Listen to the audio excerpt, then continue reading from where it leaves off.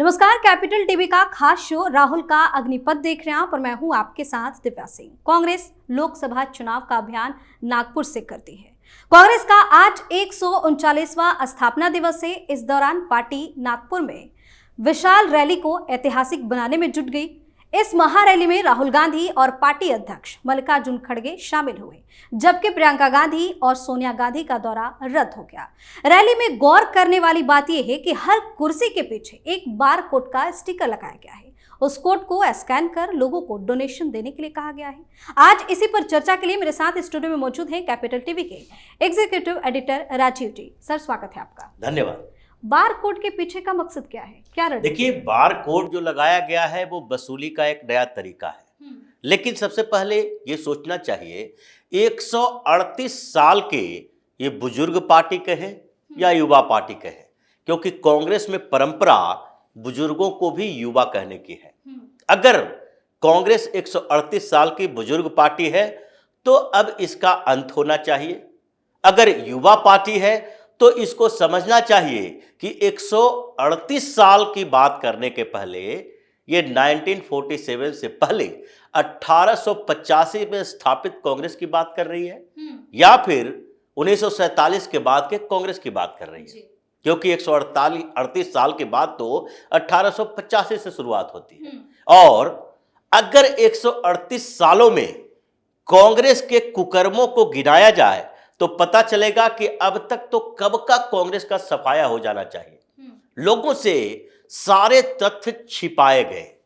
अभी ये बता रहे हैं इतनी पुरानी पार्टी है, स्वतंत्रता आंदोलन में बड़ी भूमिका निभाई, लेकिन स्वतंत्रता आंदोलन में जितनी बड़ी भूमिका निभाई उससे ज्यादा बड़ी भूमिका इसकी इस बात के लिए रही कि इस पार्टी का जन्म ही इस आधार पर हुआ कि स्वतंत्रता आंदोलन को कमजोर किया जाए। 1857 का विद्रोह और उसके बाद जिसको पहली आजादी की लड़ाई कहा गया और उसके बाद एक्सेप्टिव वॉल्व थ्योरी चला, यानी कि लोगों के गुस्से को कम कैसे किया जाए ताकि कोई इस तरह का फिर से आंदोलन ना हो, ऐसी हिंसात्मक क्रांति ना हो कि अंग्रेजों को या तो यहां से मार मार कर भगा दिया जाए या यहीं पर दफन कर दिया जाएगा। क्योंकि ब्रिटिश हुकूमत यहां जो थी वो ब्रिटिश फौज के आधार पर नहीं थी, वो हिंदुस्तानी फौज थे। हिंदुस्तान के लोग ही हिंदुस्तानियों पर हुकूमत करवा रहे थे और वो ब्रिटिश जो थे इन लोगों को अपने इर्द गिर्द रखे रहे, इनको अपने स्वार्थ के लिए देश विरोधी गतिविधियां करवाते रहे। और यही आधार था A.O. ह्यूम, जो प्रशासनिक अधिकारी रहा करता था कभी ब्रिटिश सरकार का। उसने एक प्रपोजल दिया, ब्रिटिश सरकार ने माना कि हम एक ऐसा संगठन बनाते हैं जिसमें एलीट क्लास के जो लोग हैं उन लोगों को शामिल करेंगे। बड़े बड़े वकील, जैसे जवाहरलाल नेहरू के पिताजी जो थे मोतीलाल नेहरू, वो भी बड़े वकील। उस समय के वरिष्ठर सुरेंद्रनाथ बनर्जी, बिपिन चंद्र पाल, बहुत सारे जो सारे वरिष्ठर थे जो स्पेशल बॉगी में चलते थे, ट्रेन में, जो उस समय के एलिट क्लास में आते थे। ब्रिटिश सरकार के खिलाफ उनको कोई बहुत ज्यादा समस्याएं नहीं थी, वो तो सारी सुविधाओं का उपभोग कर रहे थे। उन लोगों को साथ में मिलाया और लोगों को बेवकूफ बनाने के लिए कि देखो तुम्हारे लिए हम कुछ कर रहे हैं, कांग्रेस पार्टी बनाई गई। इसलिए बाद में इसके बारे में कहा गया कि ये सेफ्टी वॉल्व था, गुस्से को शांत करने के लिए। जैसे प्रेशर कुकर में एक सेफ्टी वॉल्व होता है कि ज्यादा प्रेशर बन गया तो भाप को निकलने के लिए एक ऐसा वॉल्व है जिसको तोड़ के भाप निकल जाए, पूरा कुकर खत्म ना हो, विस्फोट ना हो। विस्फोट से बचाने का एक आधार, वही आधार था कि यहाँ के लोग इतने परेशान ना हो जाए और एक साथ क्रांति करेंगे तो ये अंग्रेज जो मुट्ठी भर हैं, 1.5 लाख 2 लाख, इन लोगों को भागने का रास्ता नहीं मिलेगा। ये सबको पीट पीट कर मार देगा हिंदुस्तान के लोग। इसलिए इस पार्टी की स्थापना की गई। बाद में इसमें और लोग जुड़े और धीरे धीरे ये लंबे समय तक, अगर देखा जाए 1885 से 1947 के बीच का समय, इतना समय भी आजादी के लिए लगता या फिर 1900 में ही, 1901-2 में ही आजादी मिल जाती, 10-20 साल के बाद ही आजादी मिल जाती, ये अभी भी विवाद का विषय है। लेकिन 1947 से पहले और उसके बाद की बात करें, 138 साल की बात ये लोग करते हैं कि हमने देश प्रेम दिखाया, सत्य अहिंसा हमारा आधार है, देश प्रेम का छत है हमारा, ये देश सेवा, ये जो राहुल गांधी एक्स पर लिख रहे हैं, सोशल मीडिया प्लेटफॉर्म पे लिख रहे हैं कि हमें गर्व है कि हम इस पार्टी के सदस्य हैं। आपको गर्व ये होना चाहिए कि ये आपकी ही पार्टी है, आपकी एक प्राइवेट लिमिटेड कंपनी है, निजी कंपनी। इसको राजनीतिक पार्टी न कहें, क्योंकि ये नेहरू गांधी खानदान की प्रॉपर्टी बन चुकी है कांग्रेस। इन लोगों के अलावा किसी और को कोई भी अधिकार ही नहीं दिया गया। ये मानकर चलते हैं लोग कि अगर नेहरू गांधी खानदान का कोई एक बच्चा भी है, अगर प्रियंका वाड्रा का बेटा भी है, बेटी भी है, तो उसके सामने मल्लिकार्जुन खड़गे जैसे बुजुर्ग नेता, राष्ट्रीय अध्यक्ष, वो भी सलामी ठोकेंगे।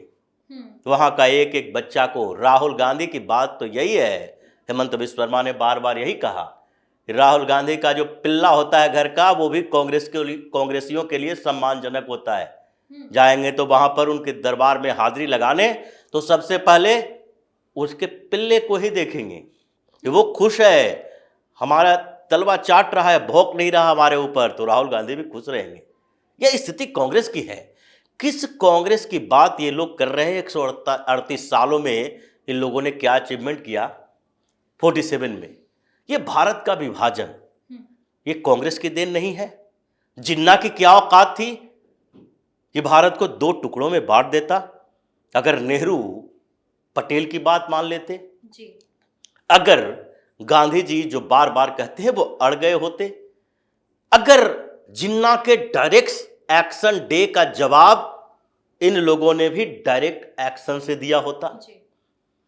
जिन्ना जैसे नेता की ये औकात थी कि भारत जैसे विशाल देश के टुकड़े करवा दे, क्योंकि इन लोगों के मन में भी, नेहरू के खासकर मन में ऐसी उद्वेगना हो गई थी कि जैसे भी हो देश के टुकड़े कर दो, कुछ भी काम कर लो, लेकिन किसी तरीके से प्रधानमंत्री बना दो, जल्द से जल्द सत्ता हमारे पास आए। जैसे अरविंद केजरीवाल बार बार कहता है, पंजाब को लेकर कुमार विश्वास ने ये खुलासा किया था कि केजरीवाल कहता रहा कि अगर खालिस्तानियों का कब्जा भी पंजाब पर हो जाए, अगर पंजाब अलग देश भी बन जाए, कोई दिक्कत नहीं है, वहां के हम पहले प्रधानमंत्री बनेंगे। ये सत्ता लोलुप प्रवृत्ति वाले लोगों ने अब तक इस देश का बेड़ा गर्क करके रखा था। ये कांग्रेस उसमें सबसे बड़ी भूमिका निभाई। देश का विभाजन इसने करवाया। उसके बाद ये नेहरू की विदेश नीतियों को देखें, और डोमेस्टिक पॉलिटिक्स, डोमेस्टिक पॉलिसी तो अलग ही थी। इस पर तो पूरी की पूरी सीरीज बनाई जा सकती है, लोगों को बताया जा सकता है, क्योंकि कांग्रेस के जो पाले हुए इतिहासकार थे, इन लोगों ने तो कभी सच्चाई बताई ही नहीं जी। लोगों को यह जानकारी ही नहीं हुई कि किस तरह से ये एडवीना के चक्कर में नेहरू ने क्या क्या कांड कर दिया। ये पता ही नहीं चला हिंदी चीनी भाई भाई के नाम पर चीनियों पर विश्वास करके कितना बड़ा विश्वासघाती कदम नेहरू ने उठाया। ये पता ही नहीं चला कि नेहरू को क्या जरूरत पड़ी थी जब पाकिस्तान जैसा एक टुच्चा देश हिंदुस्तान के ऊपर हमला करेगा, और कश्मीर में विवाद हर जगह पर यह होता है कि कमजोर जाता है मेडिएशन के लिए। गांव-गांव के एक छोटे से सामान्य लोग भी जानते हैं कि 2 लोगों के बीच झगड़ा होता है तो जो कमजोर होता है वो पंचायत बुलाता है जी।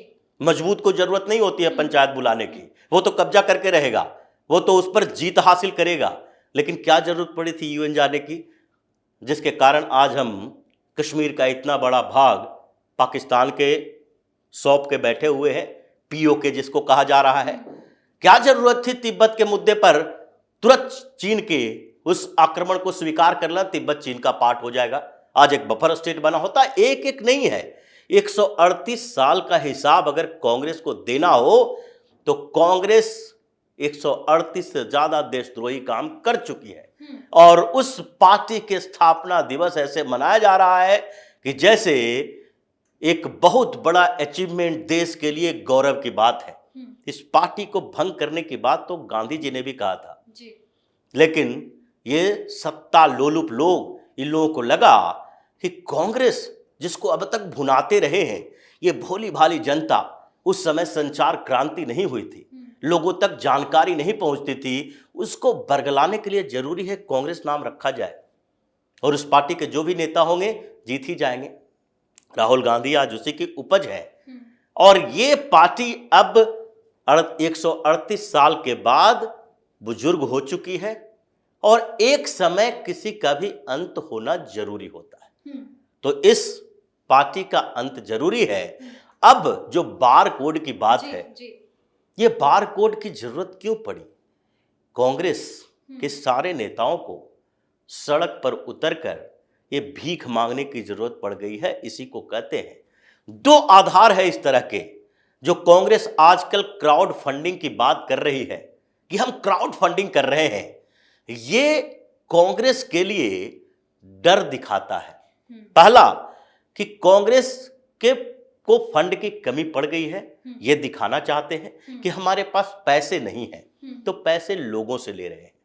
दूसरी बात है, कांग्रेस के पास वास्तव में अगर पैसे की कमी है तो राहुल गांधी की अय्यासी कहां से चल रही है? ये प्राइवेट जेट से भेजने के लिए ये कांग्रेस के इस पूर्व अध्यक्ष को, जो अभी एक सामान्य सांसद है अपनी पार्टी का, उसको जेट प्लेन दिए हुए क्यों हो? प्राइवेट जेट से घुमाते क्यों हो? करोड़ों रुपए इस पर खर्च कहां से करते हो? पैसा तो इसके पास है, क्योंकि पूरी दुनिया में अगर जो भी मजबूत देश है, यूरोप का, अमेरिका का, या फिर जो भी मुस्लिम समर्थक देश है, पूरा अरब अफ्रीका का कुछ देश, ये सब हिंदुस्तान में चाहता है कांग्रेस की सरकार। ये चाहता है कि यूरोप अमेरिका को लगता है कांग्रेस की सरकार हो और यहां पर कांग्रेस की सरकार में एक कमजोर प्रधानमंत्री हो जिसको हम इशारों इशारों पर नचा सके, जो कहेंगे वही करेगा। मनमोहन सिंह हो या फिर अब राहुल गांधी की बात करें, अगर दुर्भाग्य से भी ये व्यक्ति प्रधानमंत्री बन गया, दुर्भाग्य की बात करते हैं, देश का दुर्भाग्य होगा उस दिन, तो उस समय ये व्यक्ति जो अभी पूरे यूरोप में घूमकर, अमेरिका में घूमकर देश की छवि खराब करता है, वो उस समय क्या करेगा? ये लोग देश बेचने वाले लोग हैं। वही बात है कि क्राउड फंडिंग के नाम पर ये देख रहा है कि इलेक्शन कमीशन में इसका रिकॉर्ड नहीं देना होगा। 200, 100, 500, 1000 रुपया चंदा आया, 10 लाख लोगों ने दिया, 20 लाख लोगों ने दिया, 50 लाख लोगों ने दिया। पैसा तो बैग से भरकर ब्लैक मनी ही आना है इसके पास। इसके नेता जिसके यहां घर में 250 करोड़ रुपया मिलता है, उस पार्टी को पैसे की कमी हो गई। ये वसूली तंत्र चला रहा है। क्या हिमाचल प्रदेश ऐसे स्टेट में पुलिस अधिकारी को बर्खास्त करती है? कौन सस्पेंड करती है, पोस्टिंग हटाती है? हाई कोर्ट की तरफ से आदेश आता है, क्योंकि एक बिजनेसमैन ने आरोप लगाया ये तो हमसे वसूली कर रहा है, हमारी प्रॉपर्टी का विवाद है, उसमें से हमें धमकी देकर हमसे ही पैसा मांग रहा है। हाई कोर्ट पहुंचा मामला। अब सीएम बैठकर वहां उन वसूली वाले पैसों को दिल्ली भेजता है। छत्तीसगढ़ में इतने दिनों तक सरकार चली, हजारों हजार करोड़ के घोटाले हुए। ईडी ने भी बताया कि बड़े नेता को पैसे पहुंचाए गए हैं, ये दिल्ली दरबार तक पहुंचा है। पैसे की कमी कांग्रेस को नहीं है। अरब से के पेट्रो डॉलर से लेकर अमेरिका का डॉलर तक कांग्रेस के पास ही आता है। लेकिन ये क्राउड फंडिंग जो है एक आधार है कि हम छुपा सकें इन पैसों को जो बाहर से ब्लैक मनी के तौर पर आ रहा है, जो घोटालों के पैसे हैं। इसीलिए तो इन लोगों ने इलेक्शन बॉन्ड का विरोध किया, सुप्रीम कोर्ट चले गए। इलेक्शन बॉन्ड में तो सीधे अकाउंट में पैसे आते हैं, अब उसमें जो पैसे आएंगे उसका निर्धारण, उसका तरीका, उसको सब कुछ बताना होता है इलेक्शन कमीशन को। ये क्राउड फंडिंग ये ऐसे ही ब्लैक मनी को वाइट करने का तरीका है।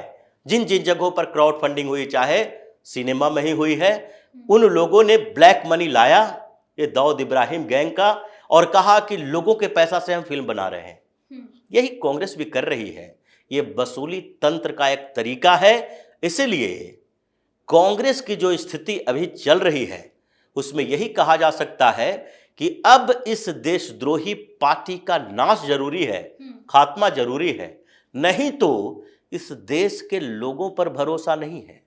ये कब पिघल जाते हैं और कब इनके सामने जो खड़ा व्यक्ति विक्टिम कार्ड खेलेगा, उनके संवेदनाओं को झकझोर देगा, और यहां के लोग जो द्रवित होकर कब फिर से कांग्रेस के पक्ष में आ जाए, इसका भरोसा नहीं है। इसलिए अब तो कांग्रेस को खत्म करना जरूरी है, ताकि ये जो देशद्रोही लोग हैं, इसकी संभावनाएं खत्म हो जाए सत्ता तक पहुंचने की। जी, बहुत बहुत धन्यवाद सर तमाम जानकारी के लिए। धन्यवाद। तो इस बार के लोकसभा चुनाव के लिए कांग्रेस पार्टी लोगों से दान मांग रही है। उनका चुनाव लड़ने के लिए वह जनता से ही दान मांग रही है और देश के बदलाव की अपील भी कर रही है। कांग्रेस नेताओं का कहना है कि रैली में इस पहल से पूरे देश में एक अच्छा संदेश जाएगा। आप अपनी राय हमें कमेंट करके जरूर बताएं और देखते रहिए कैपिटल टीवी। नमस्कार।